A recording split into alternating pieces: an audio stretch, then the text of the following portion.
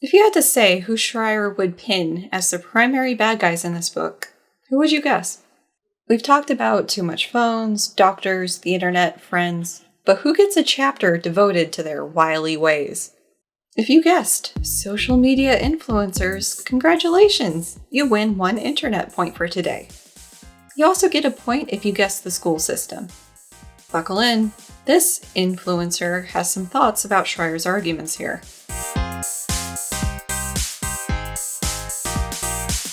This video made possible thanks to continuing support of viewers, patrons, and PayPal pals like you. Thanks! Hi, welcome back to the channel. We are continuing on with this cognitive psychologist look at Abigail Shrier's Irreversible Damage. And at this point, we are past the introduction and the core of her argument.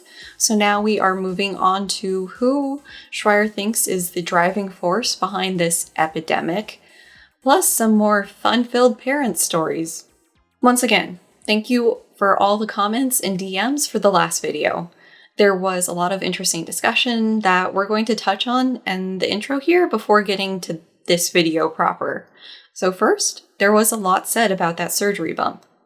As a refresher, this is the reported number of surgeries done by the American Society of Plastic Surgeons for the years with data on gender-confirming surgeries.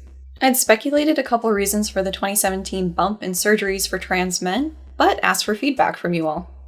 And feedback I got. The bump seems to be coming from a couple sources. Care for transgender people was included as protected in the Affordable Care Act in 2017, which improved access to surgery in the US. This also lifted restrictions requiring non-binary people to have been on hormone replacement therapy prior to being able to access surgery. Someone else mentioned that gender-confirming surgeries were added to treatments covered by Medicaid, which would also improve accessibility and the number of surgeries happening. There were also some comments for the difference in surgery numbers between trans men and women. For one, top surgery for trans men is more of a pressing issue to get a chest that looks and feels right, whereas trans women may be happy with results from hormones alone.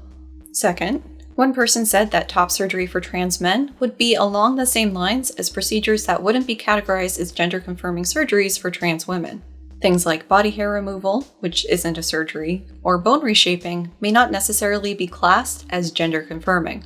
Third, the data I have is only for the US. Many people go abroad for surgeries, and some places have become hubs for medical tourism, particularly for trans women. I should also include clarification from commenters that there is a difference between not wanting to have phalloplasty and wanting to have been born with a penis. A common sentiment was unhappiness with the results from the current surgical options and waiting for something better to come along. So, Shrier, it's more complicated than you had presented it to be. Okay, quick refresher of the different visual styles I use to indicate who's talking. This means I'm paraphrasing the book. This means I'm responding to the book or integrating what I think with science. And also just other sources of Shrier's that are less than science-y. Alrighty, let's get to talking about those influencers.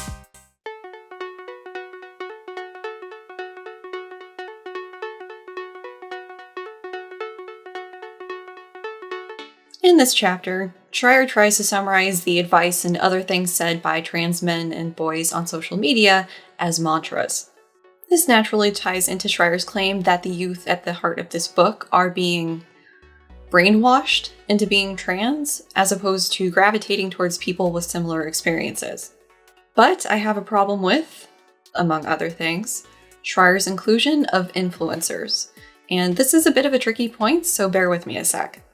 If you've seen my videos, you know I dig into the references and see if the arguments are actually being supported. Shrier has been providing ample sources for where her ideas and arguments are coming from. Although there are still holes, let's not get derailed.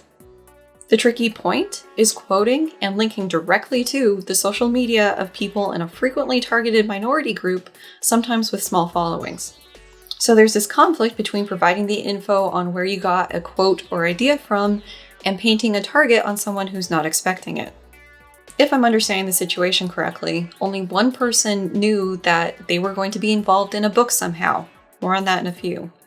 The others just had their YouTube or Instagram things linked to by Shrier. And I get that when you put something up on the internet, you have to be prepared for anybody to see it. but it seems a bit irresponsible or careless to potentially point an angry readership at small creators. But this is a bit of a no-win situation because those references were very helpful in me hunting down the original context for what was actually said by them. As I said, one person was aware of Shrier and even interviewed for this book, but the details behind that interview get sketchy real fast. Chase Ross is a trans YouTuber with roughly 169,000 subscribers. He's been on the site with this account for 10 years and has playlists for vlogs, a series on the basic concepts of a transgender identity, general info for people in a trans person's life, and his medical experiences. The playlist of most interest to Shrier was probably the FTM how-to, but we'll get there eventually. In a September video called Apology for Transphobic Book Involvement, Chase explains his side of the story. He says Shrier emailed him about doing an interview without full disclosure of what the book would actually be about. If anything, he was told it would be fairly positive. Unfortunately, the author contacted me under false pretenses, made me think that I was going to be interviewed for a book on teens with gender dysphoria and how some of them felt like my videos had helped them, and then the interview went really great, honestly. Chase also says he was misquoted by Shrier. She literally misquoted me multiple times from the interview and said that me watching YouTube videos is what made me decide to be transgender. Come on. So, in this chapter, we're going to focus on the content, not the creators. In the interest of full disclosure, I did reach out to many of the people Shrier included in this book, and understandably, I haven't heard back from them.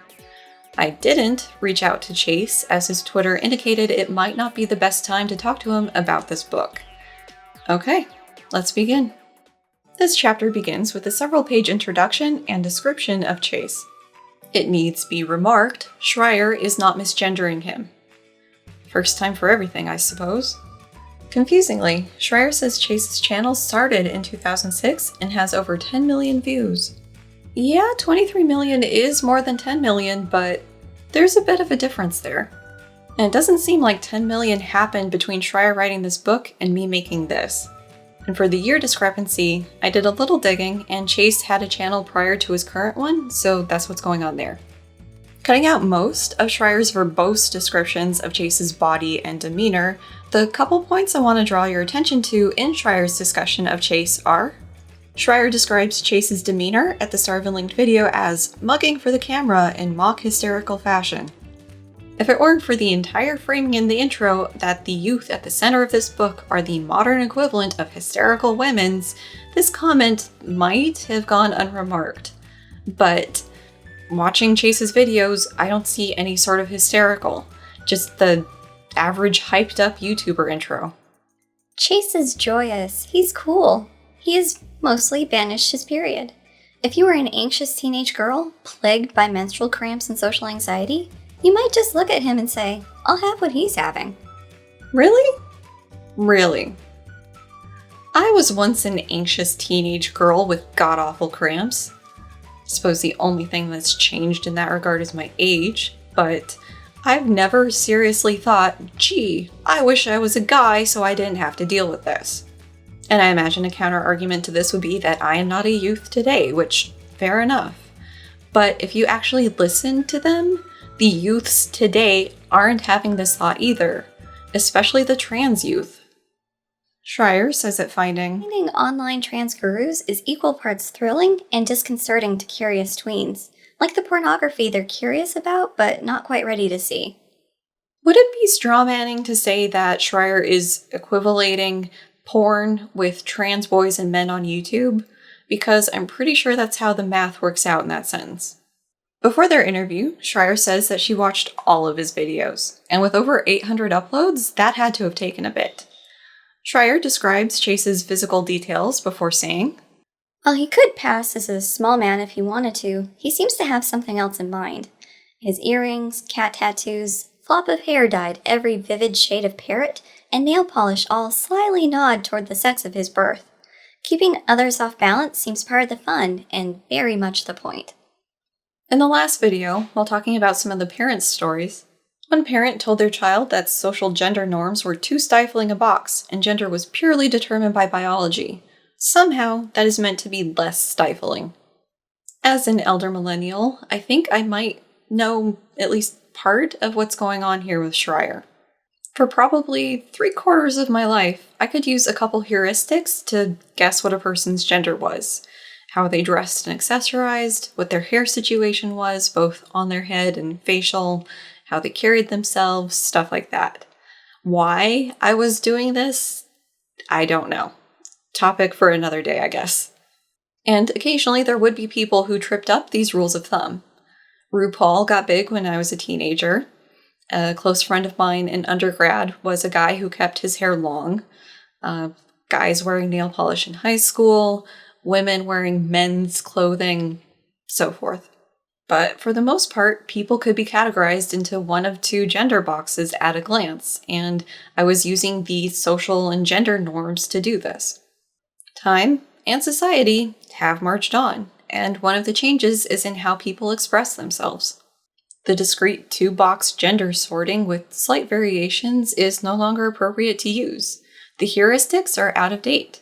The rigidity in how you can express your gender is becoming less rigid. Plenty of AMAB men also have earrings, cat tattoos, dyed hair, and nail polish. The only word that seems true in Shrier's quote there is fun, and I'm having to pull it way out of context. Chase believes he is helping trans-identified adolescents and seems sincerely motivated by that calling. He also offers reflections on his own medical transition for those audience members untroubled by his lack of medical training. As described by Chase, this helping trans youth angle is what he thought he was being interviewed for by Shrier. And talking about medical results seems to be a real sticking point for Shrier. I don't see the harm in people talking about their experiences with surgery or medications. What it was like in the lead up, how recovery was, what variant of surgery they may have had, and the results because of it. What ups or downs they experienced from the medications. If the influencers were the ones prescribing treatment or doing the surgery, that obviously would be a problem, but they're just talking about how it went for them. Shrier says that YouTube facilitated Chase's own trans epiphany, as stumbling across a trans YouTuber set him on the polynomial path to deciding he was trans. Well, Shrier says that Chase decided this at 15, had a couple years indecision before identifying as trans at 18, and she says that this back and forth indecision is common for trans influencers.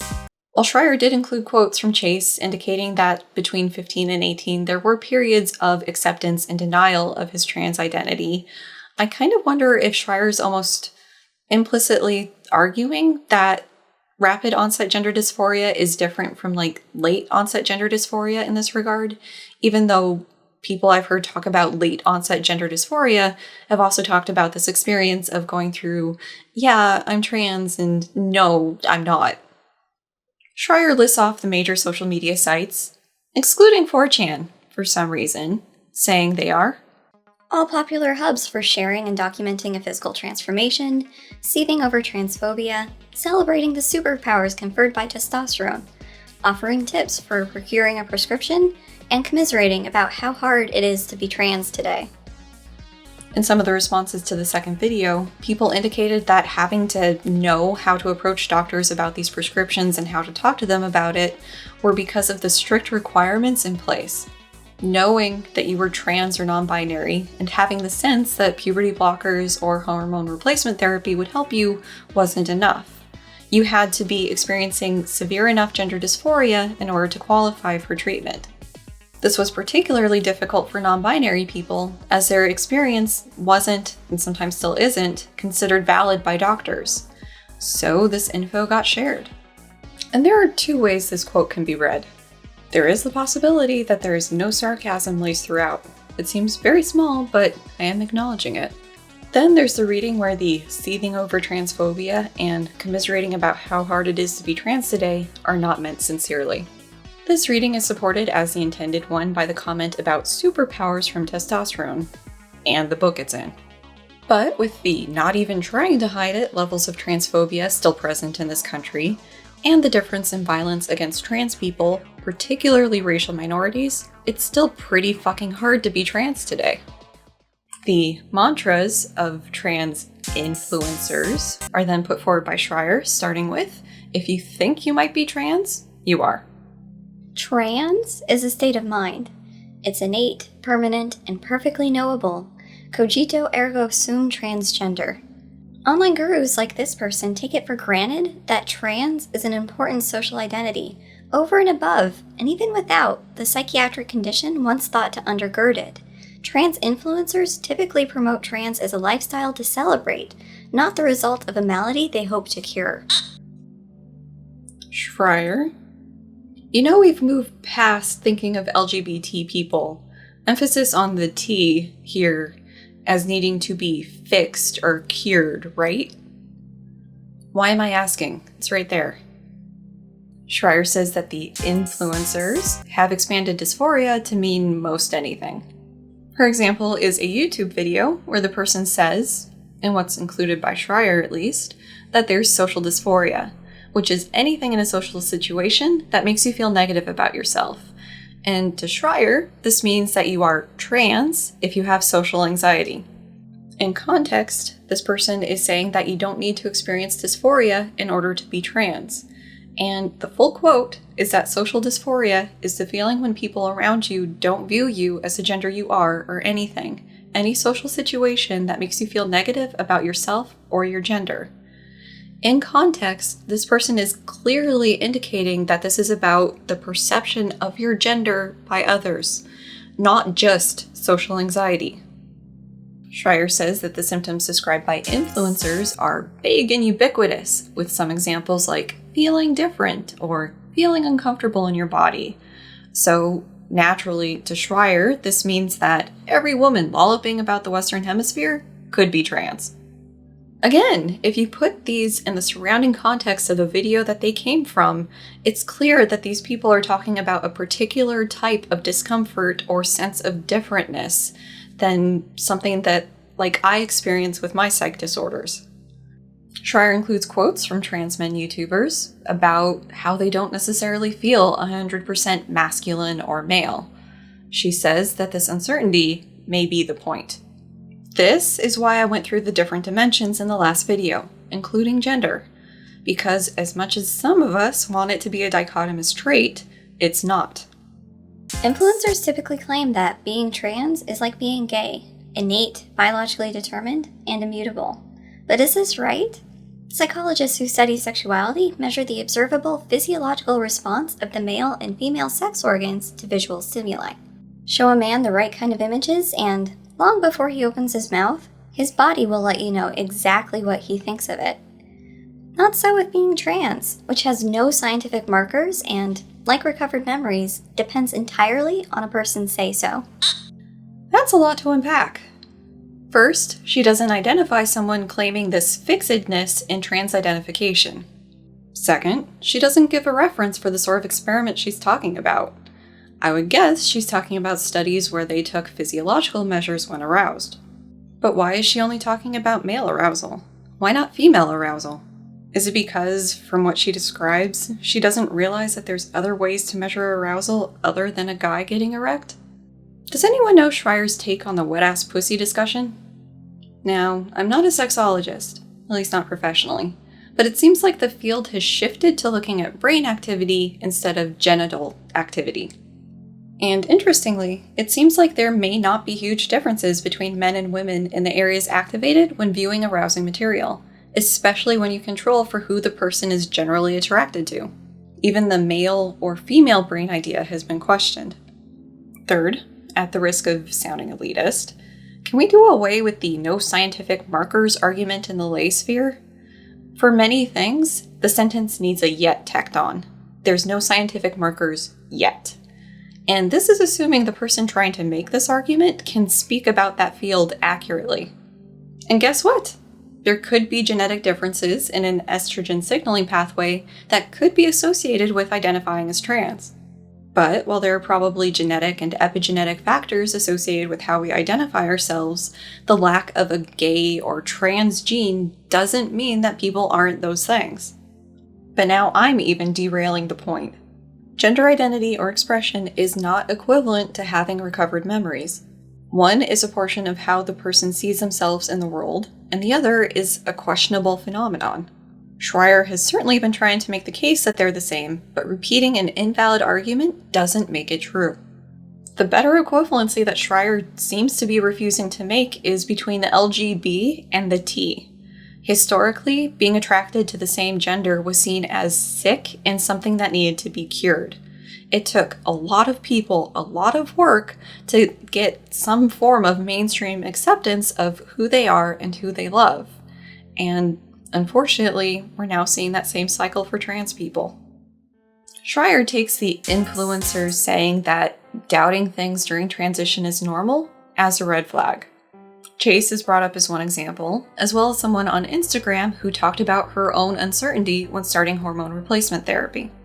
While Shrier does include that this Instafluencer did eventually conclude that being on hormones was right for her, the bigger context is that she wasn't sure when she started. She had to be on them for a little bit to know that this was right for her. 2 comments here. 1, the thing about hormones is you can stop taking them, especially early in the process. There are negative reproductive outcomes associated with long-term use, and that is something to keep in mind if you are thinking about doing these. But that's long-term use, typically more than a couple months of trying it out. Second, the video Shrier linked for this has 5 views at time of scripting, but 277 likes, so I clearly have no idea how Instagram works. The linked Instagram account has a bit over 1,000 followers, and the Twitter account that Shrier linked to for this woman doesn't, at present, exist. The second mantra is, trying out trans, binders are a great way to start.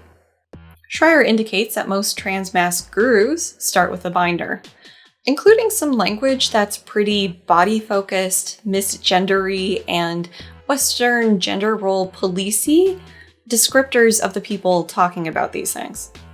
She follows by talking about some potential side effects of using a binder, like issues for the lungs, ribs, and possible tissue deformation. But try convincing a teenager that something they want to do carries risks. Imagine telling them that they might not want to damage their breast tissue, that they might one day want to have children and, having birthed those children, to nurse them. It's a little like informing them the sun will burn out 5 billion years in the future.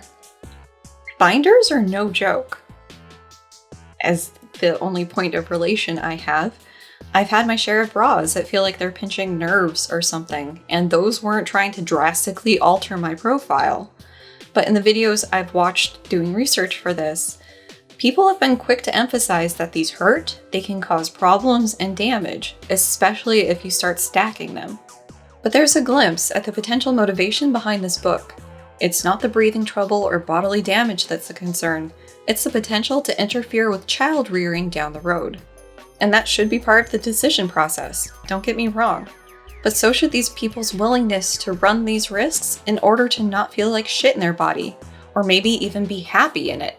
And correct me if I'm wrong, but it seems like binders aren't meant to be a long-term solution. Lastly, even having intact breast tissue doesn't guarantee that someone will successfully nurse their child. There's so many little factors that can rule out breastfeeding as a viable option. Mantra 3 is, testosterone, or T, is amazing. It may just solve all your problems. Shrier shares quotes from different YouTube or Instagram videos of people talking about how much better they feel or quality of life boosts they've experienced after having been on hormones for a bit. At this point, Shrier isn't getting into the subjective improvements, so we'll hold off on that discussion for now. She says that testosterone can give you trans street cred. Because of the mercurial and subjective nature of the trans identity, tension naturally arises about who is really trans or trans enough. For the average person, are there metaphorical dick measuring contests of who is more or less trans? Or is Shrier thinking a little too critically about gender? Shrier claims that the only side effect from testosterone discussed by the influencers is pain. The others are ignored. In the handful of videos I watched for people talking about this, the potential risks were at the very least touched on, if not fully elaborated. She says that the pain is talked about because it proves you're really trans. But you can't join a church without a baptism. Can't claim to be blood brothers unless you spill a little blood. This is the trans bar mitzvah, and it is joyously undertaken. Pain is proof of commitment to the cause. You know, those joyous testosterone injections that are part of joining the trans cult. Wait, that is what she's saying. To be pedantic, you can join some churches without a baptism. Like the Church of Satan just requires an application and a fee. Seriously though? Using testosterone is a pretty common experience for many trans men and some boys. It's a shared experience that they can bond over. Sort of like menstruators being able to commiserate about the super happy fun time that is that time of the month. Except testosterone is something that trans guys are having to do. They wouldn't be trans if their body was kind enough to just do it for them. And from the videos I watched, they aren't saying that testosterone fixes everything. They're talking about it making their voice sound more masculine, changing how some features look or fat distributes, emotional changes, stuff that testosterone can do. These channels wouldn't talk about binders or different types of prostheses or family issues if it fixed everything. It was also pointed out to me by a couple people that their experience of being trans or non-binary hasn't centered on the discomfort and pain so much as the gender euphoria, when things are going right and you feel good in your body and identity. So it's not only about the pain. The fourth mantra is, if your parents loved you, they would support your trans identity. This YouTuber has a message. True love is unconditional love. Love without restrictions. For you not to accept someone as they truly are is you not truly loving them. Parents of suddenly trans-identifying teens, beware. He's talking about you. If you question your child's sudden insistence that they are transgender, you do not really love your child. What is more, you are imminently replaceable. She has more to say about this parent stuff, so we'll come back to that. The context of that quote from YouTube is that it's in response to things the YouTuber and a trans friend had been told by family. You're going to hurt family members, and, quote, those who truly love you do not accept this. The context following is that if you come out to someone and their response is very negative, their love was apparently conditional, as it had the requirement that you not be trans. Finally, note that this is another instance of Shrier not misgendering the person, something that she's been doing throughout this chapter when talking about the influencers. She couldn't do it for Brandon Tina or the other non-influencers throughout this book, but she can do it for people with platforms. Sus. There is nothing crueler, more toxic to trans gurus than parents who fail to jump on board with each step of gender transition and every tenet of gender ideology. She includes more of the previous YouTubers' dialogue about loving and them extending a virtual hug to the person watching the video. Then she snarks that, despite all that love, don't expect him to pay your tuition. She's really hung up on that tuition thing, isn't she? She doesn't provide direct support of the most toxic claim. I think most people understand that there's being totally unsupportive of your trans teen, and there's having a healthy amount of caution in moving forward. Doing their own homework on the best treatments for their kid, helping them find or pick doctors, playing devil's advocate for alternatives to what they want, all while keeping the discussion open and listening to them. It's natural for parents to worry about their kids, especially with treatments or procedures that may seem elective if they haven't experienced things themselves. This sort of dialogue, while probably aggravating to the teen, isn't what's being called toxic here. Manipulative or abusive behaviors are. Ignoring or denying things your child shares with you regarding their sense of self. Disregarding that difference is telling. Shrier ends this mantra with another influencer telling viewers that they aren't without a family if they had to cut off their biological one, as the found glitter family, as she calls it, can be just as real and important. Sick with the flu? Find yourself in a car crash? Dumped by the love of your life? Not to worry. Influencer will be right over. Oh, sick of this shit. For far too many trans youth, a found family is all they have because their biological one kicked them out or disowned them for being who they are. If you're not supported in your trans identity, you'll probably kill yourself. This mantra starts off with a discussion of Leela Alcorn, a trans girl who killed herself after being put through conversion therapy by her parents. And Shrier notes that Alcorn left a suicide note on Tumblr, blaming her parents for not accepting her for being trans. The timepiece has an archive link to the Tumblr post, if you're interested or curious, although the piece itself has a pretty good summary. Saying that Alcorn blamed her parents is an oversimplification. There were many factors that went into her choice. Lack of parental support was just a part of it. Shrier says the suicide rate is higher for trans youth. Reference 23 is two things. One is a paper that looked at self-reported suicidal behaviors in a national survey of teens. They found an elevated risk of suicidal behaviors for trans youth, with a differential risk based on many other factors. The second is a link to a Fourth Wave Now tag about the suicide rate, but Shrier specifically references the, at present, top post for that tag. The piece is by a master's level epidemiologist who previously identified as trans, discussing the suicide risk. This person is Blanchardian in their view, and you know what? Come on. This is on Fourth Wave Now. Moving on.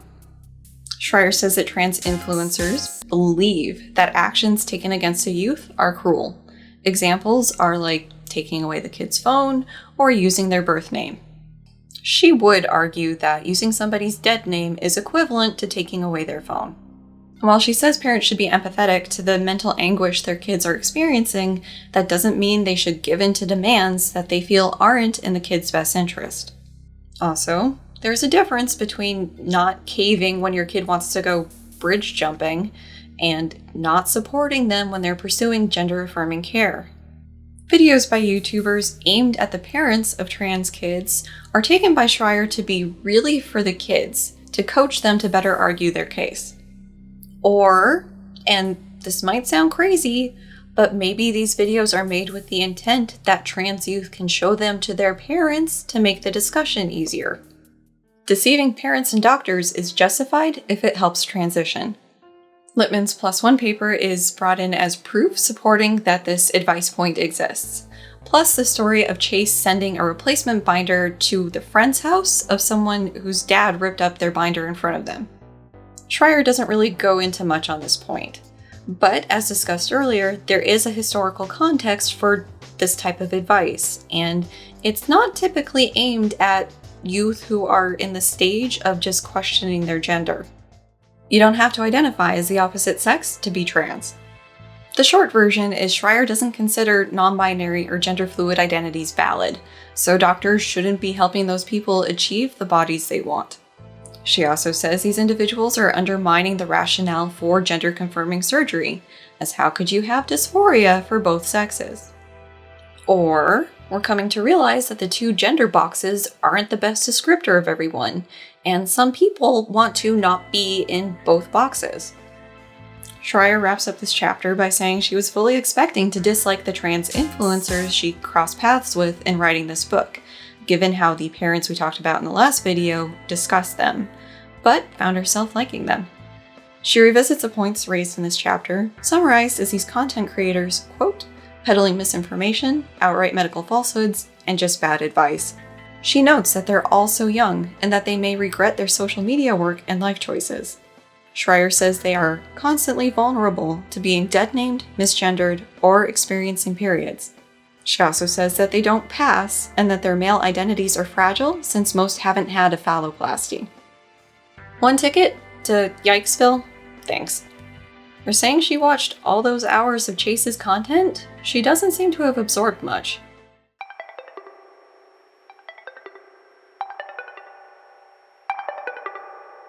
This chapter focuses on educational practices related to gender ideology. Shrier leads with a California Teachers Association vote to allow students to leave the school grounds to obtain hormone therapy without parental consent. Reference 2 is a report from the CTA that is in Shrier's files. At time of writing, Shrier has not responded to an email requesting these materials. Reference 3 does supply some argument though. Basically, the case is made that students can already leave school grounds to receive medical treatment and can get hormones in the form of birth control without parental consent, so why not add in hormones for gender dysphoria? Shrier includes that one of the CTA subcommittees proposed creating on-campus healthcare clinics so students could receive healthcare without having to leave the school property, and these would cover physical, mental, and behavioral services. Perhaps you're thinking, that must be the work of one rogue teachers union. Or maybe you figure, only in California. Blotta with sunshine and too much Chablis, California teachers will do anything to avoid doing their actual jobs. I thought the same, believe me. No, none of that?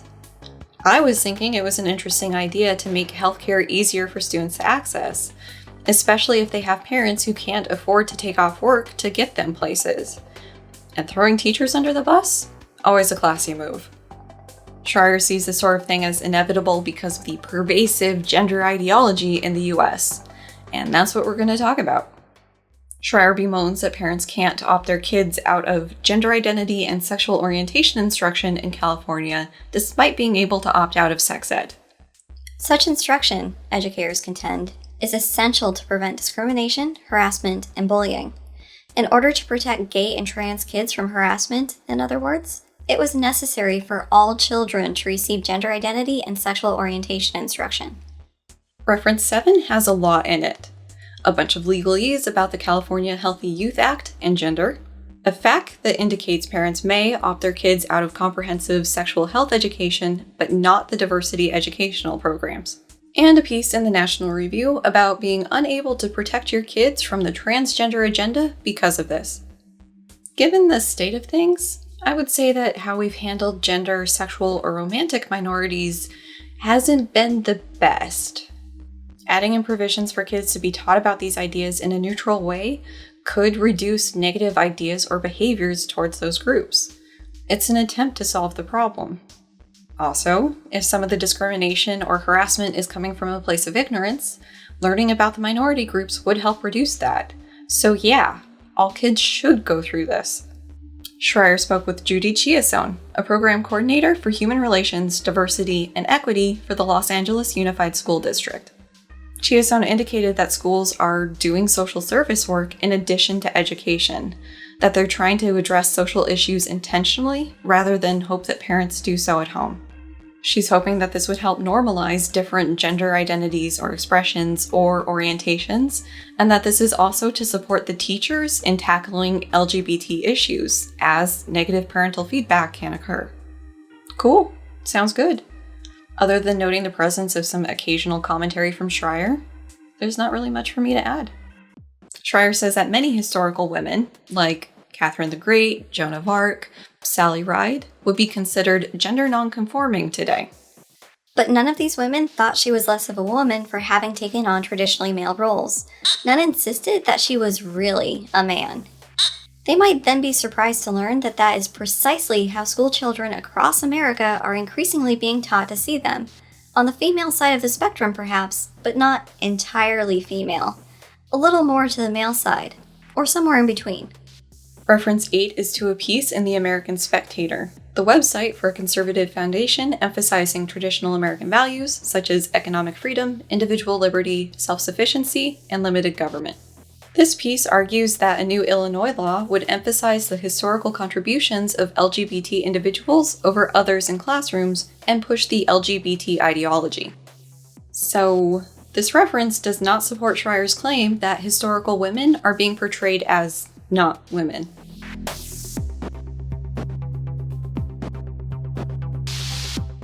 Sally Ride is brought up again as an example of someone who is outed in the curriculum rewrite, which then de-emphasizes her role as the first woman in space.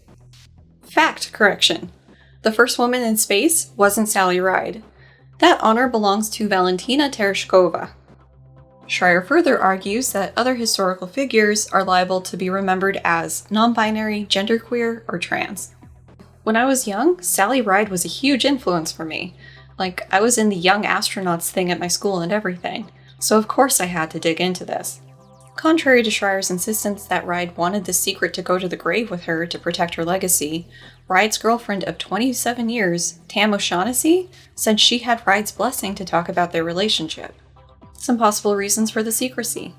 Ride was a private person in general, so most relationship details wouldn't have gotten out anyways. And perhaps more pressing, her ability to have been an astronaut at NASA might have been compromised if this had been out. She was married to a man when she became an astronaut. They divorced in 1987. If you're good with numbers, yeah, there is some overlap between the two partners. Back to Shrier's argument. I am aware of the random YouTube video or blog post that says that some dead person may possibly have been gay or bipolar or belonging to some other group. And unless we have primary evidence of that, like in the case of somebody said to be gay, journal entries from the person where they talk about their partner who they love and live with and do partnery things with and have feelings for that is of the same gender, it's just speculation. And I would hope that that sort of speculation would stay out of the educational setting. But for people who have been influential or a role model in some way, having these confirmed extra bits of information can give the students a deeper understanding and respect for the person, maybe even somebody they can relate to. Shrier seems to be worried that their minority group membership will be treated as the most important thing about them, but I think they're probably famous for some reason, and this minority group membership will just be extra info of them as a person. While all this sexual identity politics marches through the front door, a large-scale robbery is taking place. The theft of women's achievement. The more incredible a woman is, the more barriers she bursts through, the more gender nonconforming she's deemed to be. In this perverse schema, by definition, the more amazing a woman is, the less she counts as a woman. What? Seriously, Shrier? Let's look at one of her other examples here. Joan of Arc is remembered as a French national hero for leading the French army against the English in some critical battles, and was burned at the stake for her trouble. Pretty outside the gender norms for her day, no? Can Shrier not see that it's only recently become more acceptable or more normal for women to be in positions of power? That women who did this prior to the rise of feminism were, quite frankly, not conforming to the expectations of their gender. Shrier then argues against my point with what seems like a hang-up on the changing language use. She says that cisgender is presented as boring, so who wouldn't pick something more interesting? Maybe some kids would try on different gender hats because they're not the boring one, but if the hat doesn't fit, I imagine it would get discarded. According to Shrier, instead of a child being good at something not expected for their gender, like girls with math being one of her examples, they are viewed as gender nonconforming or challenging the gender binary, but not female. Ugh, can she not see the boxes she's putting these kids in as she argues that boxes are bad? Shrier takes issue with curriculum development materials being provided by groups like the ACLU, Planned Parenthood, or GLSEN. Further, that kindergartners may be taught about trans people at a conceptual level appropriate for that age through things like the genderbread person or the gender unicorn. Schools that administer this instruction never acknowledge that, as a scientific matter, it's gibberish. It is biologically nonsensical to suggest that a girl's brain, every cell of it stamped with XX chromosomes, might inhabit a boy's body. No mention is made of the fact that there are no diagnostic or empirical criteria for deciding that a biological girl is in fact really a boy. Nonetheless, this drivel is taught with the same sobriety and apparent thoroughness as facts about human reproduction and sexually transmitted disease. Please refer back to the earlier discussion around a possible genetic marker associated with identifying as trans. Get out of the science house with this bullshit, Shrier. I am so frustrated with this, but it really just boils down to Shrier being a gender essentialist, doesn't it?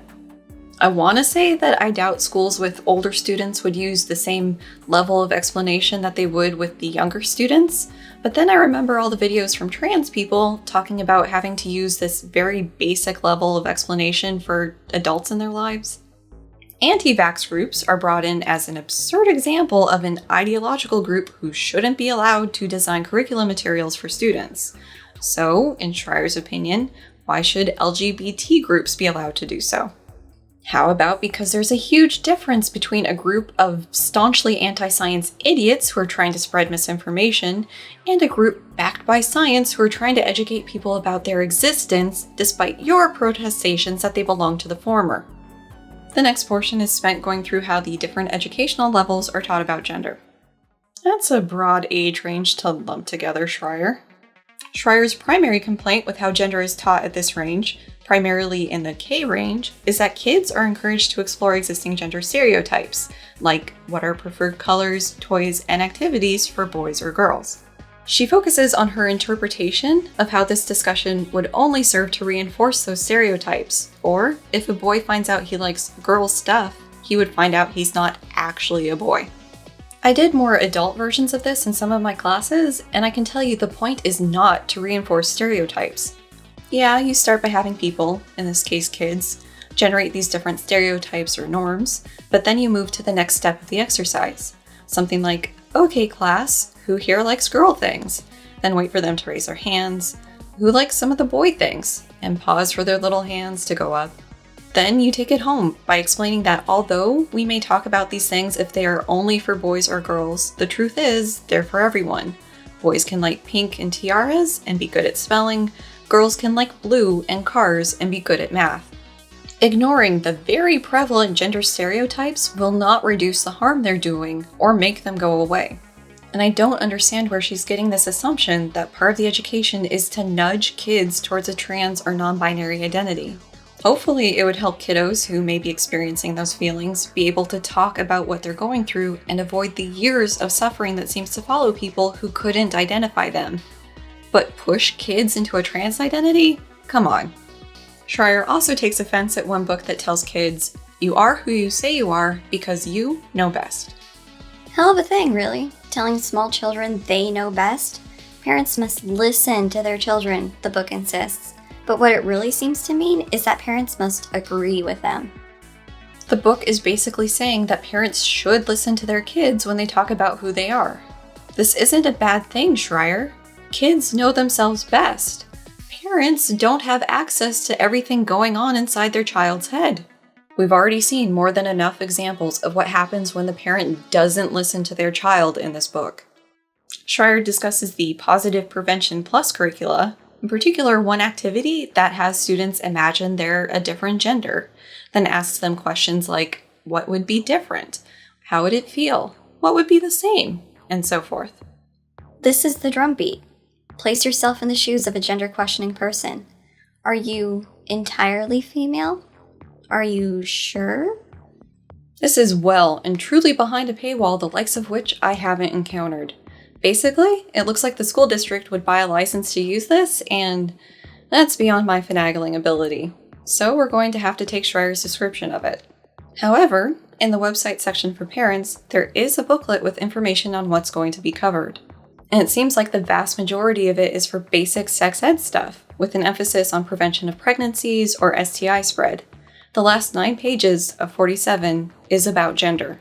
So I would guess that the majority of time spent in this curriculum isn't on gender, but the other sex topics.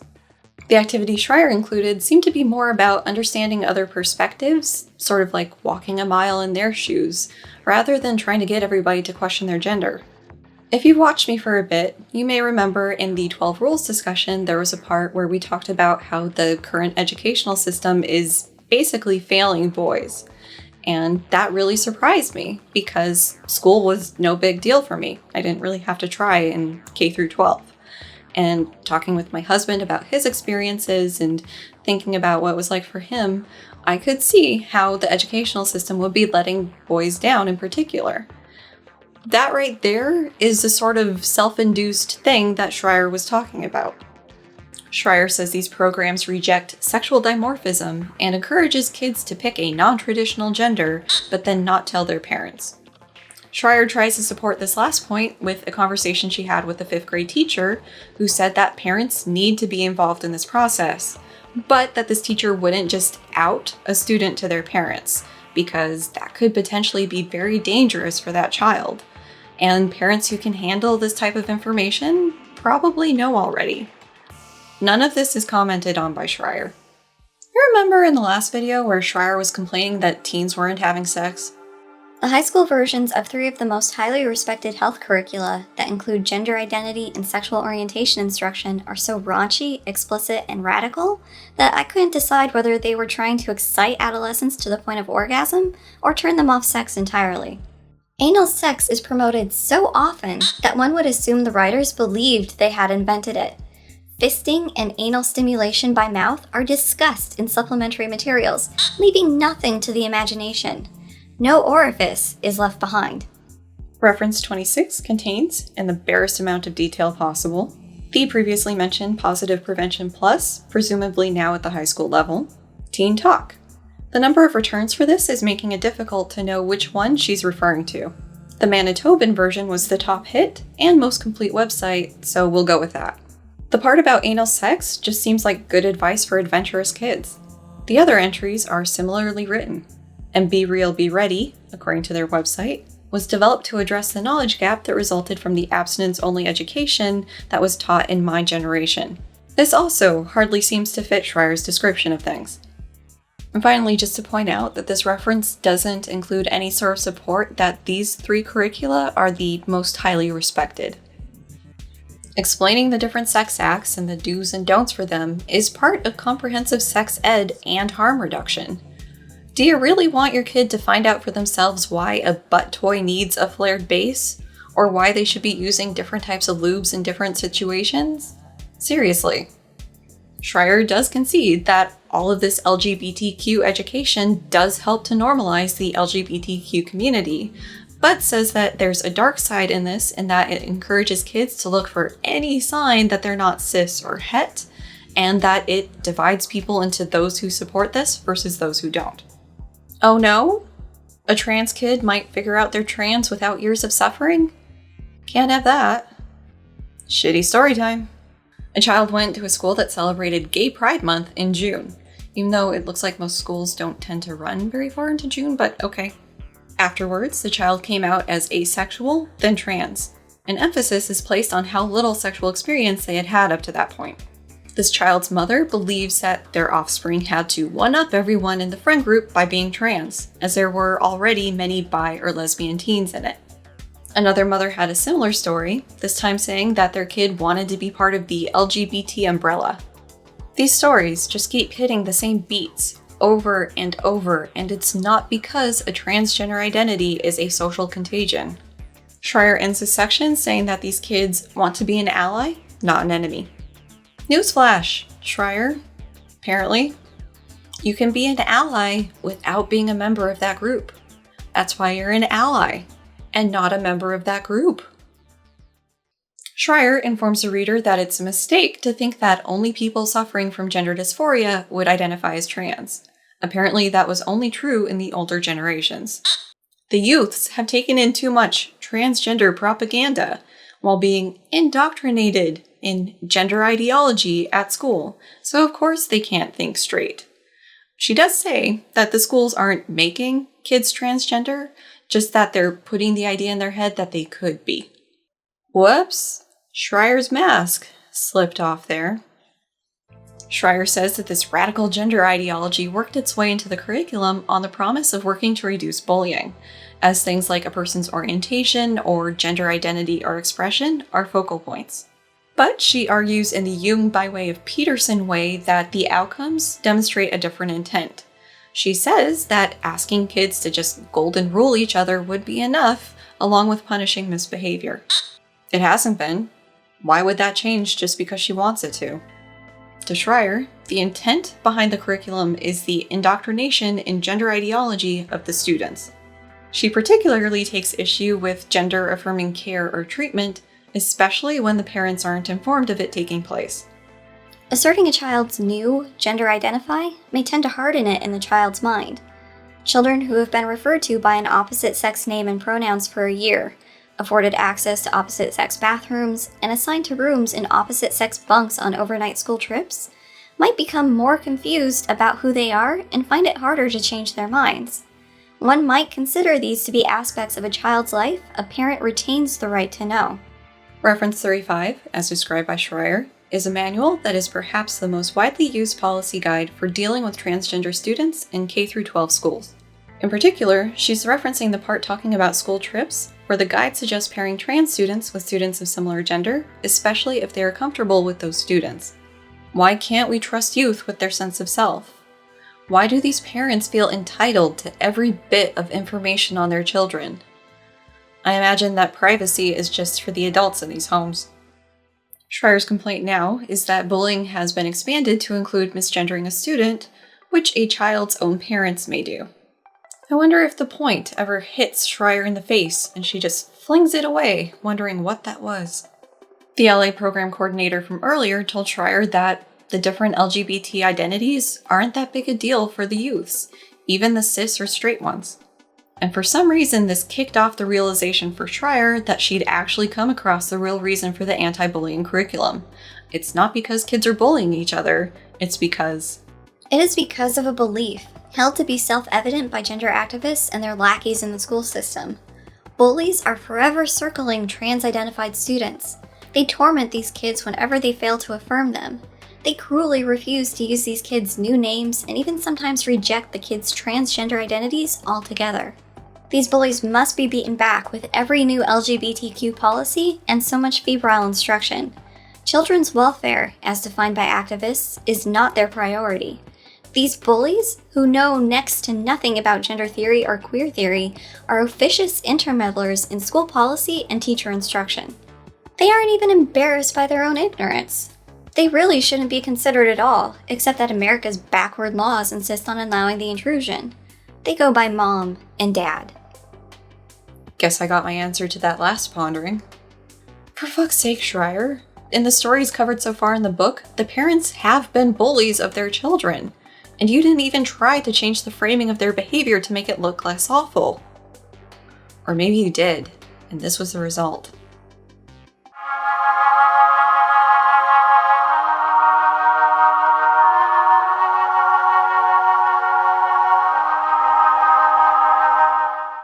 We start this chapter with another parent's story of their child coming out as trans, this time at 12. And Shrier says that this mother did everything she could to accommodate her kid, Kay, with the note that the description of gender dysphoria didn't seem to fit her child, who had never been anything like a tomboy. They disliked the sweating associated with sports and had never experienced a preference for any stereotypically masculine activity. Right, because tomboy equals trans, right, Shrier? Oh wait, you said that was the bad, current ideology. Could you keep your arguments a little more consistent? Also, this trying to lean in harder into your assigned gender is one way of trying to deal with dysmorphic feelings. Again, check out Transformer on Netflix about Janae Kroc. She talks about this experience a bit.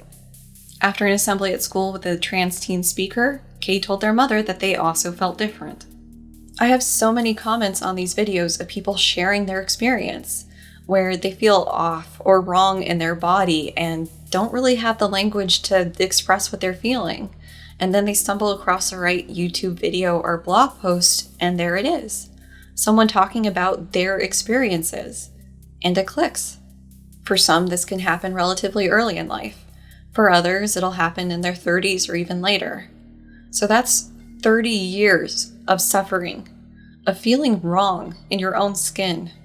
And this is something that we, as a society, could prevent by having these school assemblies and educational programs and encouraging people to share their stories and listening to them. I really tried to just go after the arguments and not the authors in these things, but Shrier, kindly pull your head out of your ass and stop enabling this bullshit argument. It's included that Kay was later diagnosed with high-functioning autism. In the interest of getting through this book, we're going to put a super duper big pin in that. Shrier has almost a full page of references for this, and the topic of transgender identity and autism is one that's going to need time. It's going to be a deep dive, so I owe you a video there. Kay spent time on the internet learning about the transgender identity, which Shrier reminds us is, quote, dangerous for these kids. Also, Kay was increasingly enraged that their mother hadn't embraced their self-diagnosis. All of this is so understandable. You finally find people with common experiences as yours, it's easy to fall down a rabbit hole. And if you come out to your parents and they act like you hadn't, of course that would be infuriating. The mother called around to different therapists, seemingly shopping to find one who would support her assessment of her child, but they all told her that, at that age, kids know who they are. But that didn't sit right with the mom. Eventually, they ended up at a gender clinic who tried to tell her that using Kay's name and pronouns was reversible, but it was really important she support her kid right now, as it's the most powerful way to prevent their possible suicide. So she says she tried, even buying Kay a binder. They continued at the gender clinic, but the mother was secretly hoping this would push Kay back towards a cis identity. The mother eavesdropped on a therapy conversation with Kay and was upset when she heard the therapist was asking them what their next steps were. The mother would have preferred addressing Kay's autism instead. Kay was transferred to a gender clinic that specialized in autism. Their suggestion was to put Kay on puberty blockers. The mother was assured that this would buy time so Kay could be more mature when committing to HRT or deciding trans wasn't a good fit. This freaked the mom out, who did more internet searching. But her kid is the one who's obsessed and spending too much time on the internet. The final straw for the mom was reading a study that found that nearly 100% of kids put on puberty blockers would go on to hormone replacement therapy. Not a single reference in sight, despite Shrier telling the reader that this is true. Shrier's possibilities for why this would be the case are: 1. Someone who would want to go onto puberty blockers is likely trans, so pursuing HRT as the next step makes sense. Or 2. The social costs in changing your mind are too high, so just keep on pretending to be trans. It seems to be part of the human condition to go through phases, particularly as a teen. And for most kids, this is probably going to be like a social scene or music genre they listen to, but they're allowed to change their minds. And adults too. I don't know how many bakeries and dispensaries there are in my city because a social engineer got burned out by whatever tech giant they were working for. For some kids, identifying as trans is a phase that will pass as they get older, and that's okay. They were trying on a role that ended up not fitting for them. And for the rest of the trans youth, this is something that will continue to be part of their identity as they go through life. And that's okay too. This idea that you'd have to stick with a social identity because of the time you invested in it, it's a piece of work. We need to support people in their sense of themselves. If somebody wants to transition, cool, let's support them in that. If somebody wants to detransition, cool, let's support them in that. The mother's trust in the therapist was destroyed when she found out the chances of infertility, cancer, or needing a hysterectomy from HRT. Taking most anything is associated with at least some risk. And in Kay's case, the risk is weighed against the potential benefits of treatment. And the medical and psychological standing is that the benefits outweigh the risks for most people. And here's the undercurrent of the book again. A female's highest calling is reproduction. To interfere with that is treason. But guess what? Not everyone wants to have kids. I was a kid when I said I didn't want to have kids. And now I'm looking down the barrel at 40 and I still don't want to have kids. That doesn't make me less of a woman, less of a person, less of an adult, or any of the other bullshit things that's been said to me because of this. But I also understand this issue gets more complicated for trans people. I've heard stories of the things they have to go through to try to preserve their genetic material in case they want to try to have genetic offspring someday. And of course, there's always the very expensive and bureaucratic nightmare option of adopting kids, but I digress. Kay's mom slammed the brakes on all of it, but the school was still using gender affirmative treatment. After the mom had posts removed from more progressive spaces, she found Transgender Trend and Fourth Wave Now. Brief pivot to talk about the spokesperson for Fourth Wave Now, Bree Jontry. Shrier notes that Jontry is one of the only parents to speak with her using her actual name, which Jontry credits to her child having already desisted and already having left her job as a faculty member. Where she was a faculty member and the details for why she left are not included. Jontry's child's story went along a similar path to Kay's.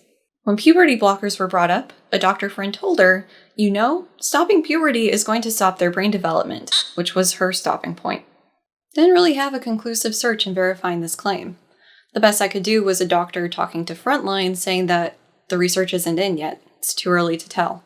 Jauntry's solution was to quit, move her family across the country to get her child out of the social situation that was fortifying their trans identity. Then she became a frequent poster to Fourth Wave Now. Back to Kay and their mom. Kay's mom joined the rapid onset bandwagon and tried to get the school to stop gender-affirming treatment of students. That failed.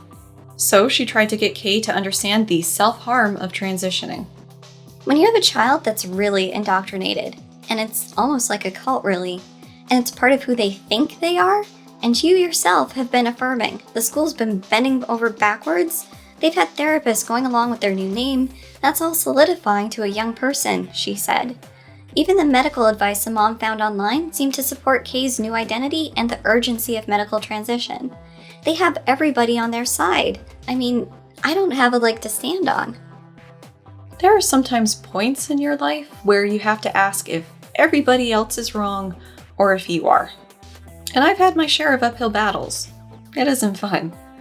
But I think the difference there is that I had a couple people I trusted on my side, and the fighting was against obstructive or indifferent people, not the entire medical or educational establishment. Kay's mom founded the Kelsey Coalition to fight against gender-affirmative treatment and care, and doesn't feel she can trust the experts anymore and is unsure about her political stance. Many of the mothers of suddenly trans-identifying teenage youth have grown disillusioned with progressivism and disaffected from the Democratic Party, which they believe has abandoned kids for the sake of the transgender cause. Several have been betrayed by progressive friends who went behind their backs to buy their children a binder or give the children encouragement in what their mothers viewed as a regimen of self-harm. Okie doke. At some point, Shrier was able to interview Kay's mom and reflects that she reminds her of so many of the other moms she's spoken to. The basic gist of the traits are things you'd associate with a soccer mom who's super close to their kids. And if their kids are vanishing down the rabbit hole of gender ideology, what chance do we mere mortals have with our kids? The sorts of details Shrier includes are at the level of informational chaff to appease the mom and get her to move on. Speaking from experience. This continues on with Shrier saying that the parents were prepared for the teenage years, but not for their sharp turn against themselves. It's probably fair to say that given the relatively small population size of transgender people, most parents probably aren't prepared for having a trans kid. One of the responses to Shrier's piece on ROGD was from a parent who was trans, saying they weren't really prepared for their kid coming out as trans. But the response to this news is apparently worlds apart, supporting your teen and how they feel themselves to be, or viewing them as a brainwashed member of a cult who is self-harming. Shrier puts forward the possibility that these moms' attentiveness and intelligence led to their kids identifying as trans as an act of rebellion. Right. Another parent is introduced, whose child now identifies as non-binary after having initially come out as trans.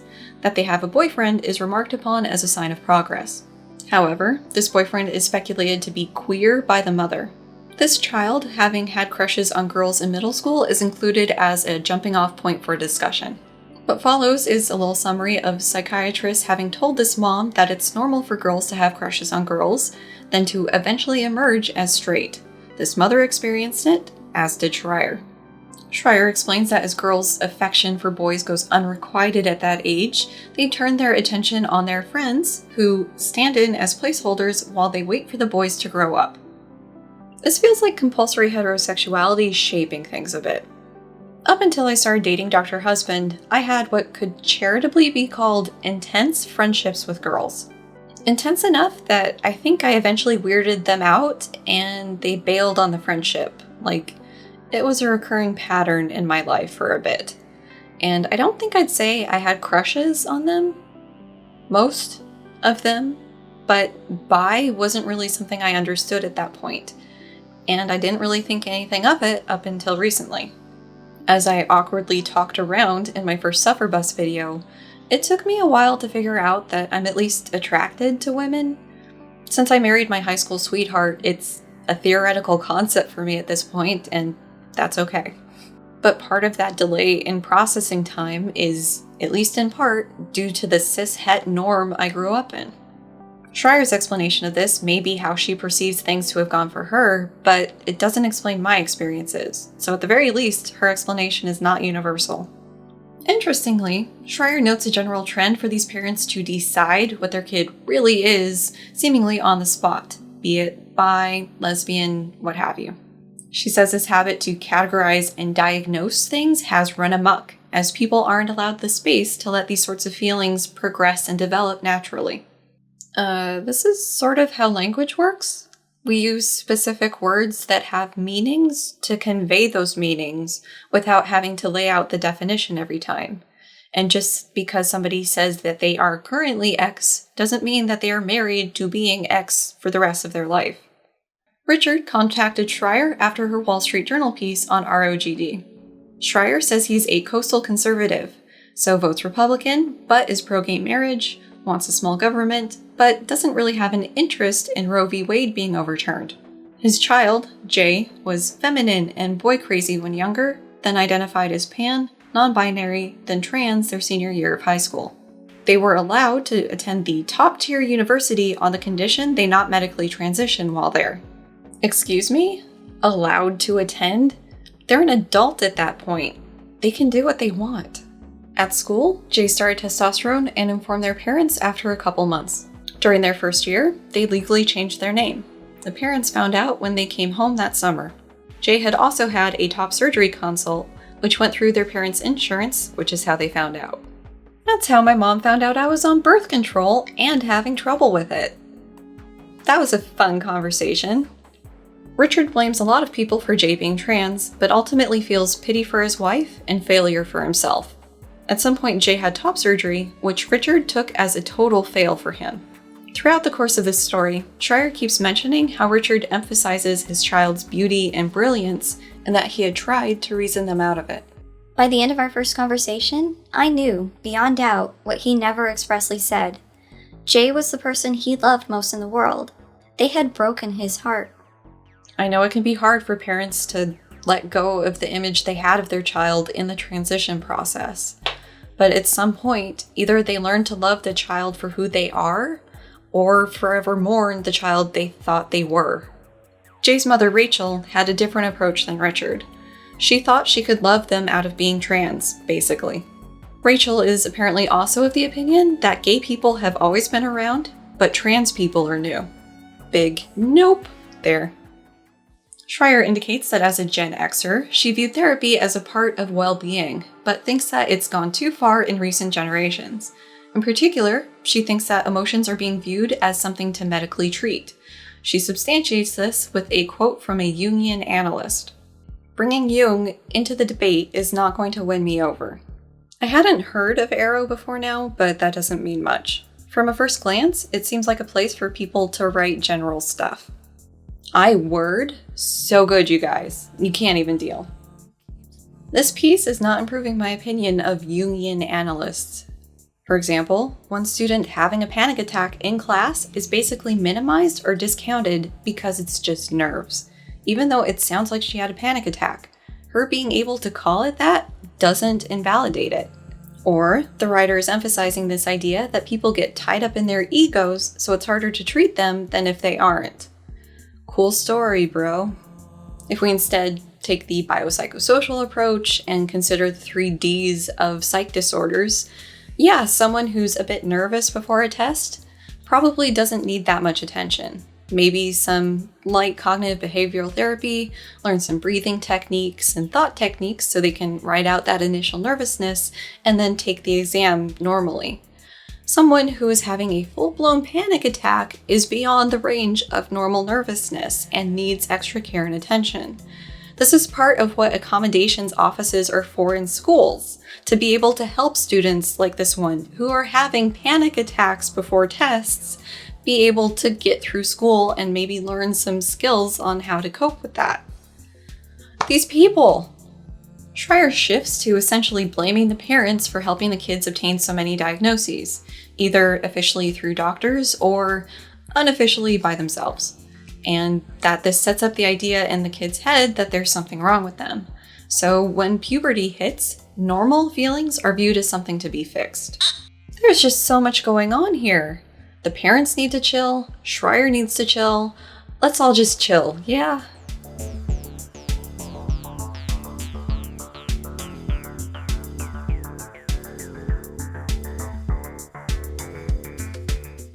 Cool. Shrier muses what she would have been diagnosed with as a kid, but says that her boomer parent solution was to basically chuck her in the deep end of the pool with the sharks. I also had boomer parents who I inherited my psych disorders from. Because my dad had a sense of where to push and where to accommodate, I developed mostly reasonable coping strategies. Mostly. They're not perfect. A point where I might actually agree with Shrier, depending on the bigger context, is another parent's story. This parent took their kid to the psychiatrist at 3 for possible OCD. Okay, yeah, that would be a good one to nip in the bud early. And at 7 for anxiety after a kitten died. Depending on what we're talking about, that might have been an overreaction. Maybe. This child started cutting in middle school because of anxiety, and therapy isn't mentioned at this point. But it is worth noting that a generation ago, mothers' reactions to their daughter's anxiety would likely have been to ignore, dismiss, or perhaps admonish. As in, don't you ever hurt yourself. If you're feeling sad, just tell me. Or, why don't we take you to the mall for some ice cream? Or even, you're making a big deal out of nothing. All of these responses are generally not helpful in my opinion. And for clarity, Shrier doesn't really indicate her opinion on these one way or another. Having someone tell you, don't do that, just talk to me, can be helpful, but they have to be prepared for the severe emotional state the person's probably going to be in at that point, and the work to help them get out of that state. Misdirection with ice cream feels condescending and dismissive, that the things leading you to self-harm aren't really that important or bad, so let's just distract you with some yums. Then there's a flat-out dismissive, big deal out of nothing. Very not helpful. In my experience, makes it worse. My dad had a different approach. I know it hurt him that I did that, but he didn't judge me for it. He would just sit and listen to me talk about what was going on and tell me about similar experiences he'd had. Sometimes we'd sit on my bed and just talk for hours, long after I was supposed to have been asleep. And eventually I would be in a place where I could fall asleep. And over time, I did stop cutting as a teen. And it's because my pain was taken seriously, not any of the things Shrier talked about. Shrier wraps up this chapter by saying that therapy has made our understanding of our emotions worse, especially for the youths, as they feel when they're not normal, it's cause for alarm. If things aren't feeling right, they need to diagnose it. Something I was taught, and hopefully most mental health practitioners are as well, is the difference between normal and disordered behavior. The way I teach this in intro psych is to think of these different behaviors or thought patterns or whatever as existing along a continuum. And so you've got the normal range of behaviors or thoughts or whatever, and then you get out into the disordered. And we can use sadness as an example. So you could be happy and not really existing in the sad continuum at the moment. Or you could kind of have the blues and be a little bit down, but you're still in that normal range of functioning. And you can even be incredibly sad, like at the loss of a loved one. And so you're feeling very sad, it's lasting for a bit, and possibly even interfering with your functioning. But you're still in that normal range of sadness. When we're talking depression, we're going out into the disordered behavior now. The sadness is at a much more intense level than in the normal range. It's lasting for longer, it's interfering with functioning worse, like it is sadness, but worse. I hope that most practitioners that these kids have seen in these stories have this sort of understanding with their clients and can distinguish between normal teenage moodiness and actual psych disorders. The increase in kids being able to talk about these things is a consequence of, in my opinion, the destigmatization of psych disorders and a general increased awareness of them. Kids are more likely to be diagnosed with disorders instead of suffering in silence under the parenting approaches we talked about in the last quote. And this isn't a bad thing. Knowing that there's a cause behind these feelings, that it's not your fault, and that there's things you can do to manage it can mean the difference between managing and coping with a potentially lifelong condition and not managing it, engaging in risky lifestyle choices, doing dangerous behaviors, very negative things until the person actually gets help. I'd ask why we're talking about anxiety, but then remembered it's because of Shrier's assertion that kids these days aren't able to handle intense emotions like generations past. On that note, I received a couple comments from youngins talking about their experiences and how it's impacted their mental health.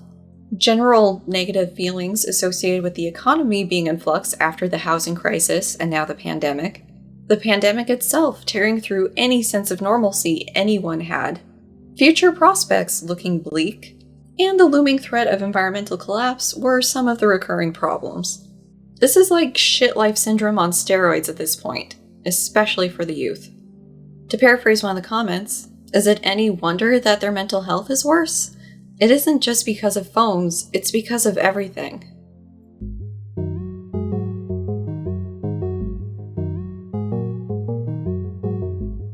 So yeah, Shrier has argued that the social media people have put this idea in these kids' heads, made it seem like identifying as trans will lead to a shinier, happier life, and the school is backing this up in order to push the transgender agenda and separate kids from their families. Too bad so many of the influencer quotes were taken out of context, and that what schools seem to be doing is trying to be more inclusive and sensitive to the needs of the students, especially when their parents aren't supportive, plus some general harm reduction. And would we really be reading this book if there weren't more stories of parents seemingly being oblivious to the true nature of their children? Those are always fun. So yeah, that was this video. See you guys next time. Bye!